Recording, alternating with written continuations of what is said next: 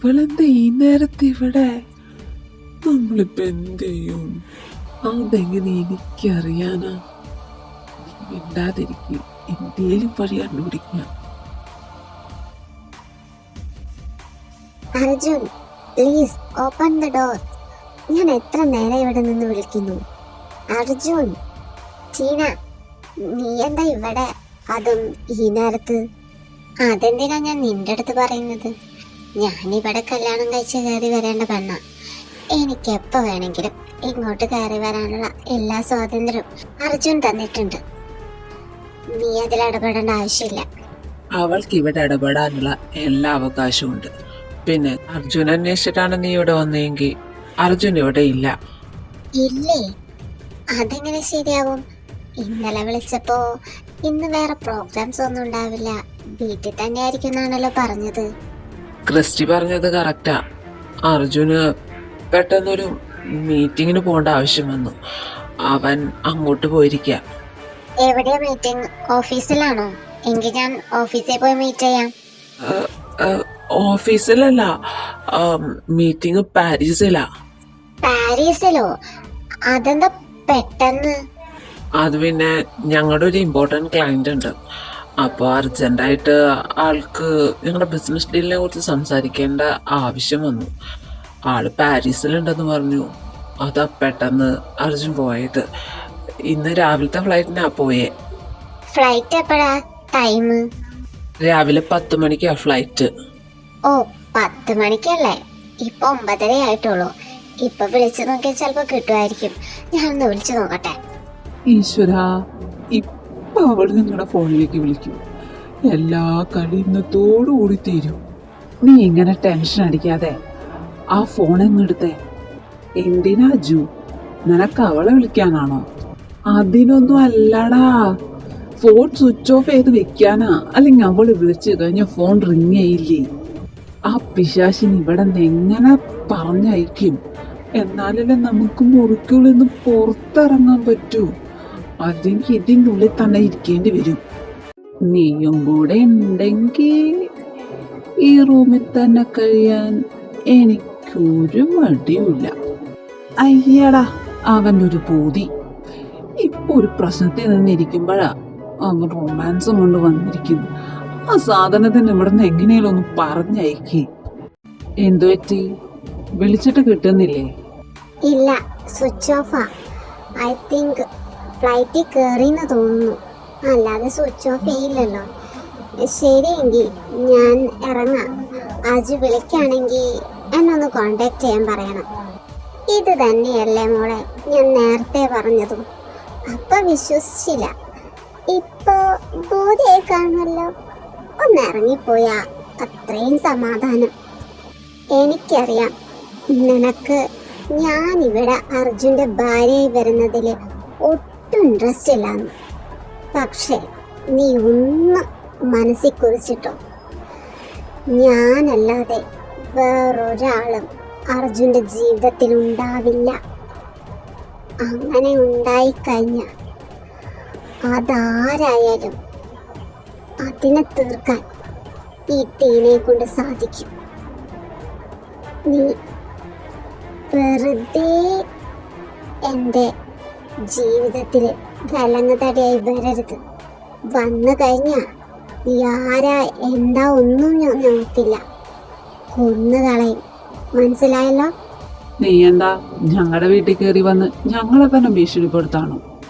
വേണ്ട, അത് ഇവിടെ നടക്കില്ല. അർജുൻ നിന്നെ വിവാഹം കഴിക്കാൻ പറഞ്ഞു എന്നതെല്ലാം ഞങ്ങൾ സമ്മതിച്ചു. അത് പറഞ്ഞ് ഞങ്ങളുടെ മെക്കിട്ട് കയറാനെങ്ങാനും നീ വന്നു കഴിഞ്ഞാൽ മോളെ ടീനെ വിവരറിയും. ഞങ്ങളുടെ ഉള്ളിൽ തന്നെ ഉറക്കിക്കെടുത്തിട്ടുള്ള വ്യക്തിത്വങ്ങളുണ്ട്. അത് മോൾ അറിഞ്ഞു കഴിഞ്ഞാൽ ഇതുപോലെ ഞങ്ങളുടെ മുന്നിൽ നിന്ന് സംസാരിക്കാൻ പോലും നീ ധൈര്യപ്പെട്ടെന്ന് വരില്ല. ഇറങ്ങിപ്പോടി.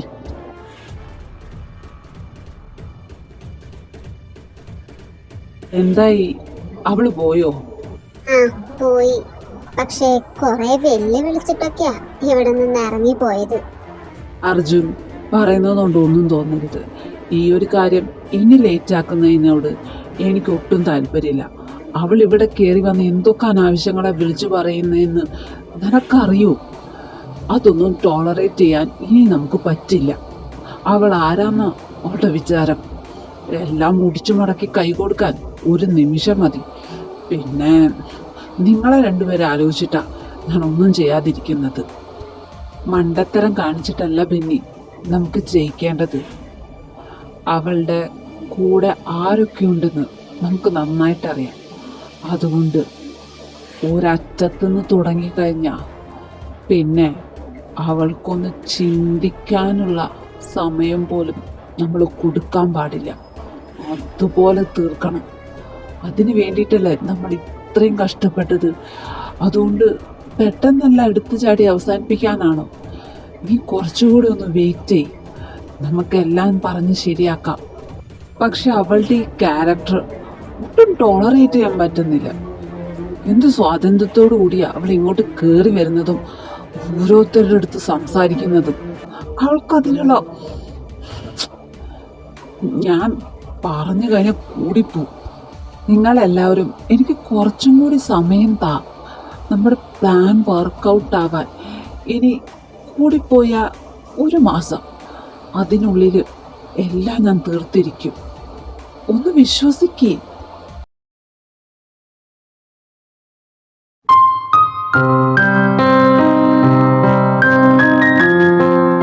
എന്താ മോളെ നീ തനിയെ ചിന്തിച്ചുകൊണ്ടിരിക്കുന്നേ? ഡാഡി, എന്റെ മാരേജ് ഈ ന്യൂയോർക്കില് ഇതുവരെ കാണാത്ത രീതിയിലായിരിക്കണം. The grand wedding. എത്രയും പെട്ടെന്ന് അത് നടത്തണം. പക്ഷേ മോളെ അതിന് അവന് ഡൈവോഴ്സ് കിട്ടിയിട്ടില്ലല്ലോ. ഒഫീഷ്യല് ഡൈവോഴ്സ് കിട്ടിയാൽ മാത്രല്ലേ നമുക്ക് മാരേജിനെ കുറിച്ച് ചിന്തിക്കാൻ പറ്റൂ. അതൊക്കെ കിട്ടും ഡാഡി. എന്റെ കാത്തിരിപ്പ് വെറുതെ ആവില്ല. എത്ര കാലായെന്നറിയോ ഞാൻ ഈ ഒരു നിമിഷത്തിന് വേണ്ടി കാത്തിരിക്കാൻ തുടങ്ങിയിട്ട്. മാഡം, ഒരു ഹാപ്പി ന്യൂസ് ഉണ്ട്. Arjun and Aarav officially divorced ആയി. വാവ്, എത്ര നാളായെന്നറിയോ ഈ ഒരു ന്യൂസ് കേൾക്കാൻ വേണ്ടി ഞാൻ കാത്തിരിക്കുന്നു. Finally I got it. Daddy, ഞാൻ പറഞ്ഞില്ലേ എന്റെ ആഗ്രഹം ഒരിക്കലും നടക്കാതെ പോവില്ലെന്ന്. ഇപ്പൊ പ്രശ്നം തീർന്നില്ലേ? നമുക്ക് എത്രയും പെട്ടെന്ന് വേണ്ട, ഈ സൺഡേ തന്നെ നമുക്ക് മാരേജ് ഫിക്സ് ചെയ്യാം. മോളുടെ ആഗ്രഹം സാധിക്കാൻ പോകുന്നതിൽ ഈ ഡാഡിക്ക് ഒരുപാട് സന്തോഷമുണ്ട്. പക്ഷേ ഇത്ര വേഗം മാരേജ്, മോൾക്കറിയാലോ ഈ ഡാഡിയുടെ ഒരേ ഒരു മോള. അപ്പോ ഈ ലോകം മുഴുവൻ അറിയേ അത്ര ഗംഭീരമായിട്ട് ഈ വിവാഹം നടത്തണമെന്ന് ഈ ഡാഡിക്ക് ഒരുപാട് ആഗ്രഹമുണ്ട്. അത് എടിപടിന്നാവുമ്പോ എങ്ങനെയാ മോളെ ഇത്ര ഗംഭീരായിട്ട് നടത്താൻ പറ്റാ? എല്ലാത്തിനും കുറച്ച് സമയം വേണ്ടേ? പ്ലീസ് ഡാഡി, എനിക്കിനി വെയിറ്റ് ചെയ്യാൻ പറ്റില്ല.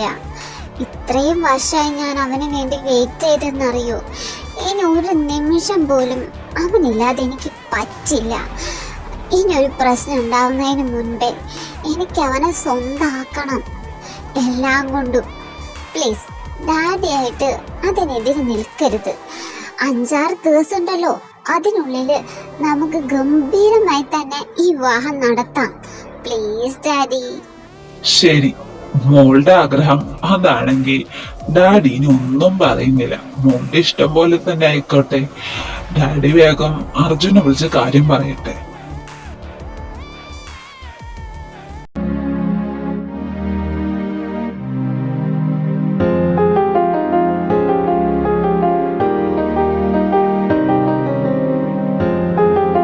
അജു, എന്തു പറ്റി? കുറെ നേരമായാലും ഞാൻ ശ്രദ്ധിക്കുന്നു. നീ എന്താ ആലോചിച്ചിട്ടാ ഈ ഇരിക്കുന്നേ? ആ, നിങ്ങളെ രണ്ടുപേരും ഇവിടെ ഇരിക്കായിരുന്നു. ഞങ്ങൾ എവിടെയൊക്കെ നോക്കിയെന്നറിയോ? എന്തു പറ്റി അർജുൻ? നീ ഭയങ്കര സീരിയസ് ആണല്ലോ. അത് പറയാൻ വേണ്ടിയിട്ടാ നിങ്ങളോട് എല്ലാവരോടും ഇങ്ങോട്ട് വരാൻ ഞാൻ പറഞ്ഞത്. ടീനയുടെ ഡാഡി വിളിച്ചിരുന്നു. നമ്മുടെ പ്ലാൻ വർക്കൗട്ടായി. നമ്മുടെ കള്ള ഡൈവോഴ്സ് കഥ അവരുടെ കാതുകളിലെത്തിക്കഴിഞ്ഞു. ഈ ഞായറാഴ്ച വിവാഹം നടത്തണമെന്നാ അവര് പറഞ്ഞത്. ഈ സൺഡേയോ? അജു, നീ എന്തീ പറയുന്നേ? എനിക്ക് കേട്ടിട്ടാകെ കയ്യും കാലും വരച്ചിട്ട് പാടില്ല. എന്താ നിന്റെ പ്ലാൻ? ആരു, നിനക്കെന്നെ വിശ്വാസമുണ്ടോ? പറ. More than me. Then trust me. 4 ദിവസം മാത്രമേ ഇനി നമ്മുടെ കയ്യിലുള്ളൂ. നമ്മുടെ ഈ കള്ള അഭിനയം, ഈ ഡ്രാമ എല്ലാം അവസാനിക്കാൻ ഇനി 4 ദിവസം കൂടിയുള്ളൂ. അർജുൻ, എന്താ നിന്റെ പ്ലാൻ? ഞാൻ പറയാം.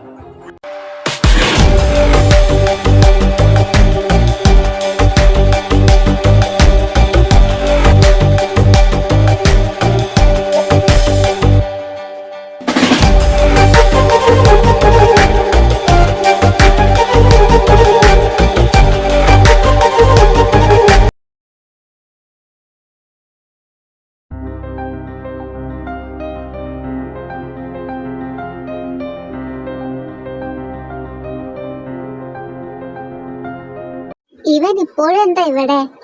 ഇവനെ പറഞ്ഞയക്കാറായില്ലേ?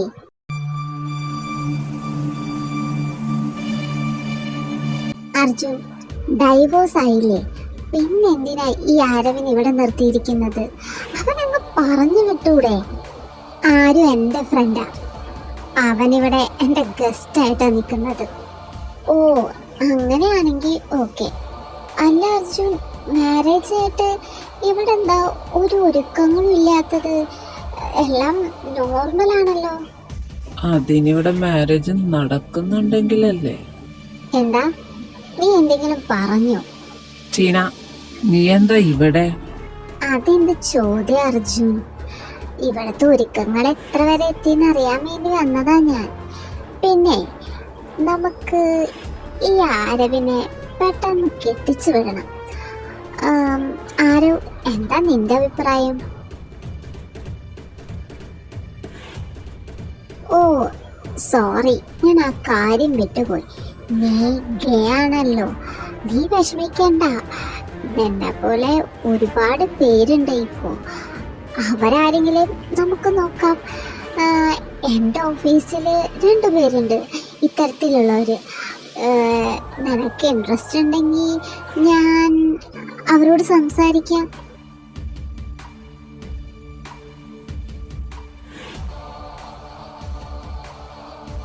അതിന് നിന്നെ പോലെ അല്ലല്ലോ ആരും. ഒരു റിലേഷൻ ബ്രേക്കായെന്ന് വിചാരിച്ച് അപ്പൊ തന്നെ വേറൊരു റിലേഷൻഷിപ്പിലേക്ക് കടക്കാൻ അത്ര ചീപ്പല്ല അവൻ. അവൻ്റെതായ പേഴ്സണാലിറ്റി ഉണ്ട്. പിന്നെ നീ ഗേ എന്ന് പറഞ്ഞ് കളിയാക്കിയല്ലോ, അതൊരിക്കലും അവൻ്റെ ഒരു കുറവല്ല. അവനെ പോലെ സ്നേഹിക്കുന്ന ഒരു പയ്യനെ കിട്ടാൻ ഭാഗ്യം ചെയ്യണം. നീ ഇവിടെ നിന്ന് ഇങ്ങനെയൊക്കെ സംസാരിക്കുന്നതിന് ഒരാളെ ലൈസൻസ് തന്നതുകൊണ്ട് മാത്രം അത് നീ ഓർക്കണം. അതും പറഞ്ഞ് എന്നെയോ ആരവിനെയോ എന്തേലും പറഞ്ഞു കഴിഞ്ഞാൽ ഞാൻ നോക്കി നിൽക്കുന്നു നീ വിചാരിക്കണ്ട. മോളെ, നിനക്ക് എൻ്റെ സ്വഭാവം അറിയില്ല. അടിച്ച് കരണം ഞാൻ പൊട്ടിക്കും. അർജുൻ, ഈ വിളി സംസാരിക്കുന്നത് കേട്ടില്ലേ നീ? എത്ര മോശമായിട്ടാ.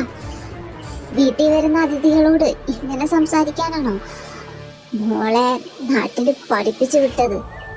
അത് വീട്ടിൽ കയറി വരുന്ന അതിഥികളുടെ സ്വഭാവം വെച്ചിരിക്കും പെരുമാറ്റം. നീ അവളുടെ പെരുമാറ്റ രീതിയുടെ സർട്ടിഫിക്കറ്റ് ഒന്നും തരാനല്ലോ ഇങ്ങോട്ട് കയറി വന്നത്. അതുകൊണ്ട് നീ തൽക്കാലം എൻ്റെ ഭാര്യയെയും അവളുടെ ഫ്രണ്ടിനെയും കുറ്റം പറയുന്നത് നിർത്തുന്നത് നല്ലത്. അർജുൻ, ഞാനൊരു കാര്യം പറഞ്ഞേക്കാം. നമ്മുടെ മാരേജ് കഴിഞ്ഞാൽ ഇവരുള്ള വീട്ടിൽ ഞാൻ നിൽക്കുമെന്ന് നീ പ്രതീക്ഷിക്കണ്ട. ഒന്നില്ലെങ്കിൽ ഞാൻ, അല്ലെങ്കിൽ ഇവര്. നീ തന്നെ തീരുമാനിച്ചു ഏത് വേണമെന്ന്. ഇവരെ പുറത്താക്കിയിട്ടല്ലാതെ ഞാൻ ഈ വീടിൻ്റെ പടി ഇനി ഞാൻ കടക്കില്ല. ഞാൻ എന്തായാലും പോവാ. എനിക്കവിടെ ഒരുപാട് ജോലികൾ തീർക്കാനുണ്ട്. ആരു, ഐ ആം സോറി. ഞാൻ കാരണം ഇപ്പോൾ നീ ഇതെല്ലാം കേൾക്കേണ്ടി വന്നത്. അവളുടെ ഈ അഹങ്കാരത്തിന് ഞാൻ കൊടുക്കുന്നുണ്ട്. ഒരിക്കലും മറക്കാനാവാത്ത സമ്മാനം.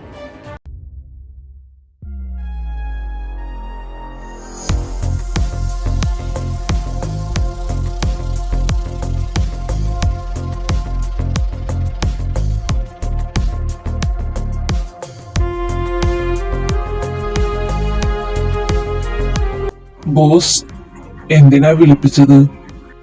നിനക്കറിയാലോ പോൾ, എനിക്ക് ഈ ലോകത്ത് ഒരു ശത്രുവേ ഉള്ളൂ. അതവനാ അർജുൻ. ന്യൂയോർക്ക് അടക്കി വാഴുകയാണെന്ന അവന്റെ അഹങ്കാരം.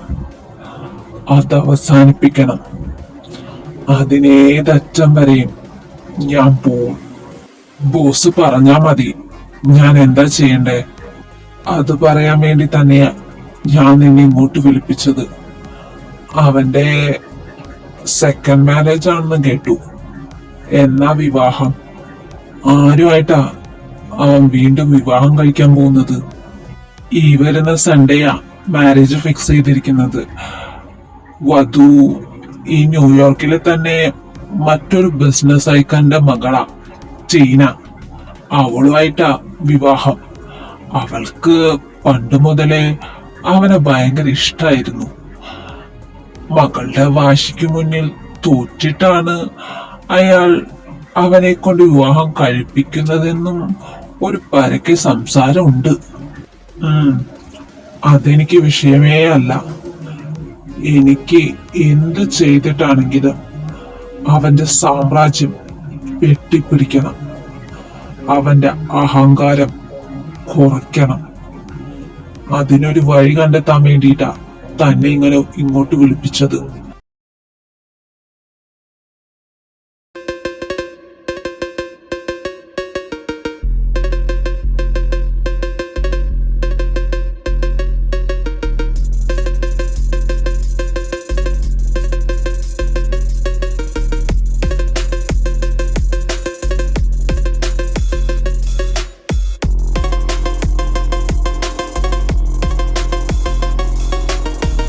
മോളെ, എങ്ങനെയുണ്ട് ഡെക്കറേഷൻസ്?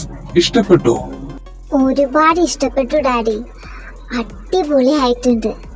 ഞാൻ പ്രതീക്ഷിച്ചതിനേക്കാൾ ഗംഭീരമായി. മോള് പറഞ്ഞ രീതിക്ക് തന്നെയാ എല്ലാം ചെയ്തിരിക്കുന്നത്. ഒന്നിനും ഒരു കുറവും വരരുതെന്ന് ഞാൻ പ്രത്യേകം ഓർഡർ കൊടുത്തിട്ടുണ്ട്. മോള് പേടിക്കണ്ട, എല്ലാം അതിഗംഭീരമായി തന്നെ നടക്കും. Thank you so much daddy. എന്നെ ഇത്രയും സ്നേഹിക്കുന്നതിന്, എൻ്റെ ആഗ്രഹങ്ങളെല്ലാം നടത്തി തരാൻ എൻ്റെ കൂടെ എപ്പോഴും ഇങ്ങനെ നിൽക്കുന്നതിന് ഒരുപാട് നന്ദിയുണ്ട്. എന്തിനാ മോളെ നന്ദിയൊക്കെ? ഇതൊക്കെ ഡാഡിയുടെ കടമയല്ലേ. എന്റെ മോളുടെ സന്തോഷ ഈ ഡാഡിക്ക് വലുത്. സമയം ഒരുപാട് വൈകി. നാളെ മാരേജ് അല്ലേ, പോയി ഉറങ്ങാൻ നോക്ക്. അല്ലെങ്കിൽ കണ്ണിന് ചുറ്റും ഡാർക്ക് സർക്കിൾസ് ഒക്കെ വന്ന് എന്റെ കുഞ്ഞിന്റെ മുഖം ഭംഗിയില്ലാതെയാവും. പോയി ഉറങ്ങ്. Okay daddy, good night. ഡാഡിയും പോയി റെസ്റ്റ് എടുക്ക്.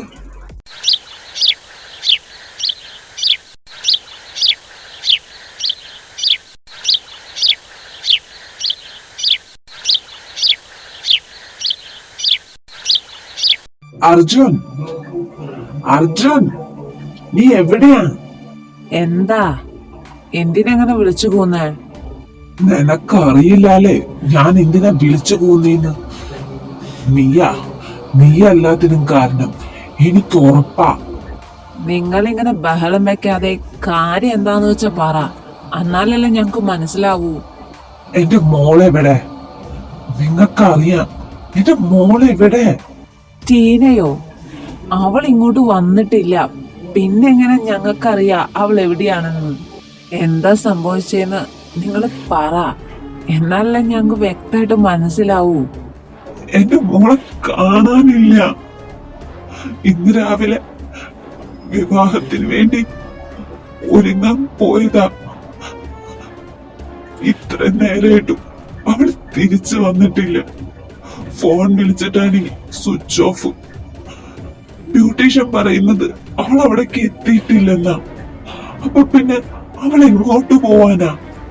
നിങ്ങൾക്കറിയാം എന്റെ മോൾ എവിടെയാണെന്ന്.